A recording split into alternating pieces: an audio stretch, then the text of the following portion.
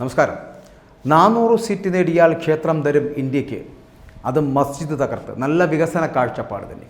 ലോക്സഭാ തെരഞ്ഞെടുപ്പിൽ BJP 400 സീറ്റുകൾ നേടിയാൽ മധുരയിൽ കൃഷ്ണജന്മഭൂമി ക്ഷേത്രവും വാരണാസിയിലെ ഗ്യാൻവാപ്പി പള്ളിക്ക് പകരം കാശിനാഥ് വിശ്വനാഥ ക്ഷേത്രവും നിർമ്മിക്കുമെന്ന് അസം മുഖ്യമന്ത്രി ഹിമന്ത ബിശ്വ ശർമ്മ പറഞ്ഞിരിക്കുന്നു.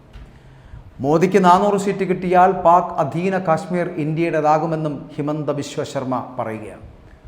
ഒരു സംസ്ഥാനത്തിൻ്റെ മുഖ്യമന്ത്രി ഇത്രയ്ക്കും പച്ചയായി തെരഞ്ഞെടുപ്പ് ചട്ടം ലംഘനം നടത്തിയിട്ടും ഒരു കൂസലുമില്ലാതെ നോക്കി നിൽക്കുന്ന തെരഞ്ഞെടുപ്പ് കമ്മീഷനും നിയമ സംവിധാനവുമൊക്കെയാണ് ഈ രാജ്യത്തിലെ ഏറ്റവും വലിയ തമാശയായി നമുക്ക് മുന്നിലുള്ളത്. ലോകത്തിലെ ഏറ്റവും വലിയ ജനാധിപത്യ രാജ്യത്തിലെ ഭരിക്കുന്ന പാർട്ടിയുടെ ഒരു ഗതികേടാണ് ഈ കാണുന്നത് എന്നുള്ളത്. ആളുകളെ തമ്മിൽ തല്ലിക്കുക, എന്നിട്ട് അത് കാണാൻ എന്ത് രസമാണ് എന്ന് പറയുക. മതഭ്രാന്തും അക്രമവുമല്ലാതെ ജനങ്ങളുടെ ജീവിതത്തെ ബാധിക്കുന്ന ഒരു പ്രശ്നങ്ങളും ഇവർ പറയില്ല എന്നുള്ളതാണ്. ജനങ്ങളെ ഭിന്നിപ്പിച്ച് അധികാരം നടത്തുക, അതാണ് ലക്ഷ്യമെന്ന് വിമർശനമുള്ളപ്പോഴും അതുതന്നെ തുടരുന്നു എന്നുള്ളതാണ്. ജനങ്ങളുടെ നന്മയെ മുൻനിർത്തി അവരുടെ ജീവിത നിലവാരം മെച്ചപ്പെടുത്തുവാനും നാട്ടിൽ പുരോഗതി കൈവരിക്കുവാനും വിദ്യാഭ്യാസം, തൊഴിൽ, വിലക്കയറ്റം, നിയമനം തുടങ്ങിയ ഒന്നിനെക്കുറിച്ചും ഒരു വാക്കുപോലും BJPക്ക് പറയാനില്ലേ എന്ന് ചോദ്യം ഉയരുന്നുണ്ട്. BJPയെ പരസ്യമായും രഹസ്യമായും പിന്തുണയ്ക്കുന്ന ആളുകൾക്കും ഇതേ മനോഭാവം ആയിരിക്കുമെന്നതിൻ്റെ വ്യക്തമായിട്ടുള്ള സൂചനയാണ് ഈ മുഖ്യൻ്റെ വാക്കുകളിൽ നിന്ന് വരുന്നത് എന്നുള്ളതാണ്. ഹിമന്ത ബിശ്വ ശർമ്മ ജനങ്ങൾക്ക് എന്തെങ്കിലും തൊഴിൽ കിട്ടാനുള്ള വരുമാന മാർഗത്തിന് വേണ്ടിയുള്ള സംരംഭങ്ങൾ, പദ്ധതികൾ, വികസനങ്ങൾ ഒന്നും ഇവർക്കില്ലേ എന്ന് സംശയിക്കുന്നവരാണ് ഇപ്പോൾ അധികവും. അമ്പലം പണിയുന്നവർ അമ്പലം പണിയട്ടെ, പള്ളി പണിയുന്നവരും മോസ്ക് പണിയുന്നവരൊക്കെ അത് ചെയ്യട്ടെ, രാജ്യത്തിൻ്റെ ഭരണഘടന അനുസരിച്ച് ഭരിക്കാമെന്ന് പ്രതിജ്ഞ ചെയ്തവർ അവർ ചെയ്തു കൂട്ടുന്ന ഓരോ സംഭവങ്ങൾ കാണുമ്പോൾ നമ്മുടെ നാടിനു പറ്റിയ ദുരന്തത്തെക്കുറിച്ച് ഓർത്ത് വല്ലാതെ ചിന്താകുലനായി പോകും. അമ്പലങ്ങളും പള്ളികളും വിശ്വാസങ്ങളും ആരാധനകളും ഒക്കെ നല്ലത് തന്നെ, അതിനാരും ഇവിടെ എതിർക്കുന്നില്ല എന്നുകൂടി പറഞ്ഞിട്ടേ, എതിർത്തിട്ടുമില്ല. BJPക്ക് എളുപ്പമാർഗത്തിൽ ഭരണം കൈയാളാനുള്ള കുതന്ത്രങ്ങൾ മാത്രം അമ്പലവും രാമനും വിശ്വാസങ്ങളും ആകുമ്പോഴാണ് പ്രശ്നമാകുന്നത്. എന്നാൽ ഇവർക്ക് ലവലേശം ഭക്തി കാണാനുമില്ല.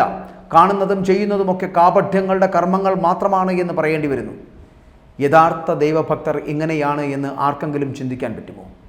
ഇനി പള്ളി പൊളിച്ചാൽ ഇന്ത്യയിലെ ദരിദ്രനാരായണന്മാരുടെ വയർ നിറയുമെങ്കിൽ അതിപ്പോഴും ചെയ്യാമല്ലോ. ഇലക്ഷൻ കഴിയും വരെ എന്തിനതിനു വേണ്ടി കാത്തു നിൽക്കണമെന്നുള്ളതാണ്. പള്ളിയും അമ്പലവും മുസ്ലിം, ഹിന്ദു ഒരു പാർട്ടിയുടെ ഗതികേടല്ലാതെ എന്തെന്ന് പറയാൻ, എന്തിനെക്കുറിച്ച് സംസാരിക്കാൻ? അധികാരം കയ്യിൽ നിന്ന് പോകുമെന്ന് കരുതി കരയുന്ന പ്രധാനമന്ത്രി, ആ പ്രധാനമന്ത്രി കാശ്മീർ തിരിച്ചു പിടിക്കും പോലും ആ ധൈര്യശാലിയാണ് ഇപ്പോൾ ഇങ്ങനെ കരയുന്നത് എന്നുള്ളതാണ്.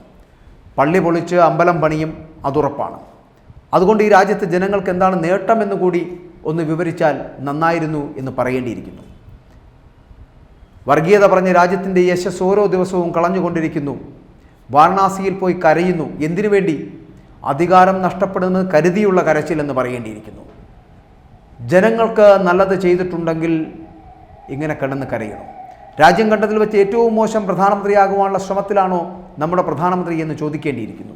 കഴിവില്ലെന്ന് സ്വയം തെളിയിക്കുന്നതാണ് അദ്ദേഹവും കൂട്ടാളികളും പച്ചയ്ക്ക് വർഗീയത പറഞ്ഞുകൊണ്ട് നടത്തുന്ന കൂട്ടക്കരച്ചിൽ എന്ന് പറയേണ്ടിയിരിക്കുന്നു. ഏത് ഈശ്വരനാണ് മറ്റുള്ളവരെ ദ്രോഹിക്കാൻ പറയുന്നത്? നമ്മൾ ചുമക്കുന്നതല്ല, നമ്മളെ ചുമക്കുന്നതാവണം ദൈവം എന്നുള്ള വിശ്വാസമാണ് ഓരോരുത്തർക്കും ഉണ്ടാകേണ്ടത്.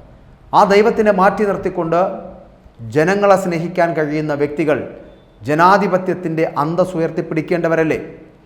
അങ്ങനെ ചെയ്യുന്നവരല്ലേ ഈ രാജ്യം ഭരിക്കേണ്ടത്? ക്ഷേത്രങ്ങളും അമ്പലങ്ങളും പള്ളികളുമൊക്കെ ആവശ്യമാണ്. ദൈവവും വിശ്വാസവുമൊക്കെ അവരവർക്ക് വേണ്ടതുമാണ്.